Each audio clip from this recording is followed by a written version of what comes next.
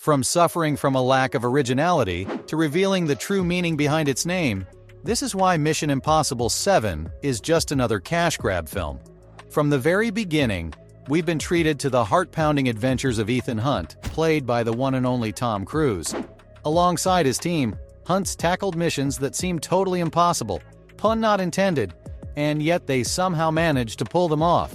You know, after 6 whole films, they're really gonna have to stop calling these films impossible. But hey, Mission Impossible 7 is just on the horizon, and while I know you're excited to see what kind of crazy stunts they've cooked up this time, I gotta address the elephant in the room: originality. Hollywood these days seems to be stuck in this loop of churning out sequels, reboots, and remakes like it's going out of style. And let's be real, it's starting to feel a little stale. Sure, the Mission Impossible films have never failed to get our adrenaline pumping, but there's a limit to how many times we can watch Hunt defy the laws of physics, you know? Give us something fresh, something creative and innovative, not just another high-octane action flick that follows the same formula. Don't get me wrong, I'm all for a thrilling ride, but I just need that extra spark to keep me invested. So, will Dead Reckoning take us on an adventure we've never seen before? Only time will tell. But you know what they say, time is money, and there's a fortune being invested in this film, both literally and figuratively. MI7's not afraid to put their money where their mouth is, with Paramount giving Cruise and his gang full access to the company vault. And trust me when I say the investment is massive.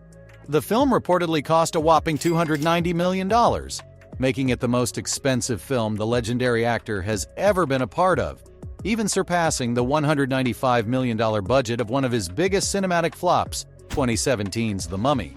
Despite that massive price tag though, MI7 isn't alone in the world of sky-high budgets, with Vin Diesel and Jason Momoa's Fast X reportedly costing a jaw-dropping $340 million to make. Yep, you heard that right. The only thing more valuable than the IMF is family.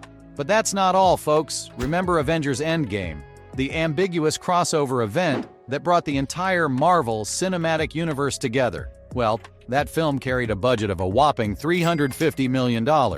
So, while Dead Reckoning isn't exactly the most expensive film ever made, it's definitely on the list of Hollywood's heavy hitters. For now, let's see if the film can manage to make up for all that investment at the box office. Speaking of which, when is the film hitting the big screens? Get ready to mark your calendars because the film's set to hit theaters in the US on July 12, 2023.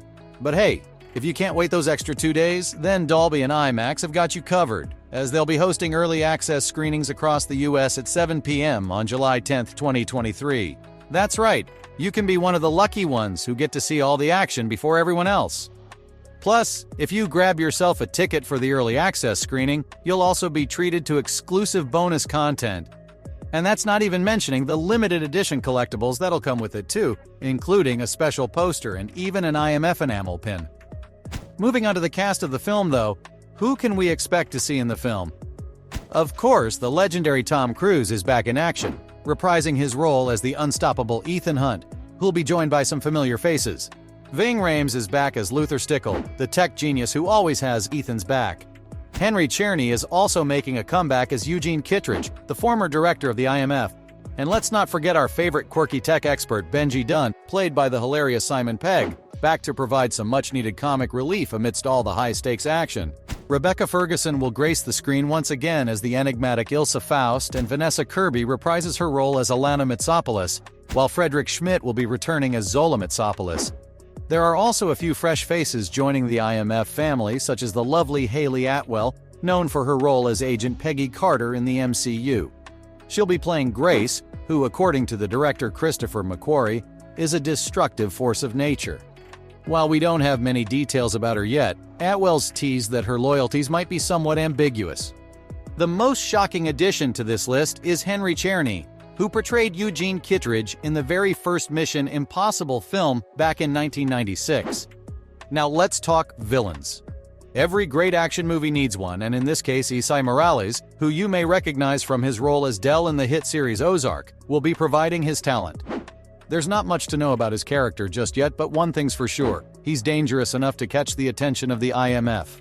The hunt is on, Mr. Hunt. But that's not all, folks, because Pom Klementieff, who rocked the screen as Mantis in the Guardians of the Galaxy films, will play an assassin/right-hand woman of Morales, Last but not least, Shea Whigham, known for his role in the critically acclaimed series Boardwalk Empire, will be portraying Jasper Briggs, who's determined to hunt down Ethan and his team. These villains add an extra layer of tension and pursuit to the storyline, and I can't wait to see how the team deals with this double threat. I mean, they're bad enough for this to be the first MI film to need a sequel.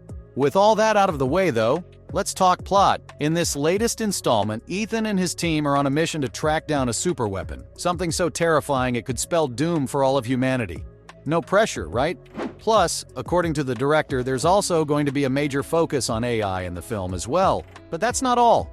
Dark forces from Ethan's past are also closing in on him, all while he goes up against a mysterious, all-powerful enemy that wants nothing more than to bring chaos and destruction.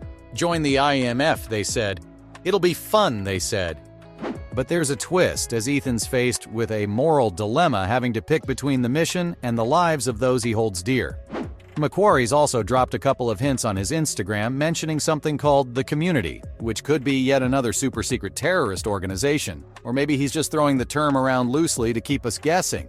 Who knows? What I do know is that Cruz, the absolute madman, is back on his shenanigans. Yep, Cruz is back at it with his death-defying stunts, and this time he's taking things to a whole new level. During CinemaCon 2021, Paramount gave fans a sneak peek at one of these stunts, which even Cruz himself described as his most dangerous stunt ever. The clip showed Cruz riding a bike off a cliff, leaping from the motorcycle and gracefully parachuting back to solid ground. But as it turns out, that wasn't even the hardest stunt to pull off because Macquarie spilled the beans on yet another mind-blowing sequence where Cruz and Morales fight on top of a freaking moving steam train. Fast forward to June 14, 2023, and fans were treated to yet another featurette, this time in the form of a heart-pounding car chase through the streets of Rome. But, obviously, it's not just any car chase scene, it's a Cruz trademarked car chase scene, drifting two cars through the ancient city, all while he was handcuffed to Haley Atwell. Talk about some serious multitasking skills. There's absolutely nothing this guy can't do except maybe keeping a stable family life. Now, before we start discussing the meaning of life in the comments below, how about we discuss what the title of the film means first? Dead Reckoning Parts 1 and 2 have been wrapped in much secrecy, so much so that not even Simon Pegg knew the name of the films until the trailer dropped. So, what does Dead Reckoning even mean? And how does it tie into the plot of the film? Well, according to the man himself, Macquarie explained that Dead Reckoning is a fancy navigational term describing someone trying to chart their course based solely on their last known position. You're flying blind, relying on your instincts and the information you have at hand, which plays perfectly with our fearless protagonist. So, from revealing the true meaning behind its name to suffering from a lack of originality, this was why Mission Impossible 7 is just another cash grab film.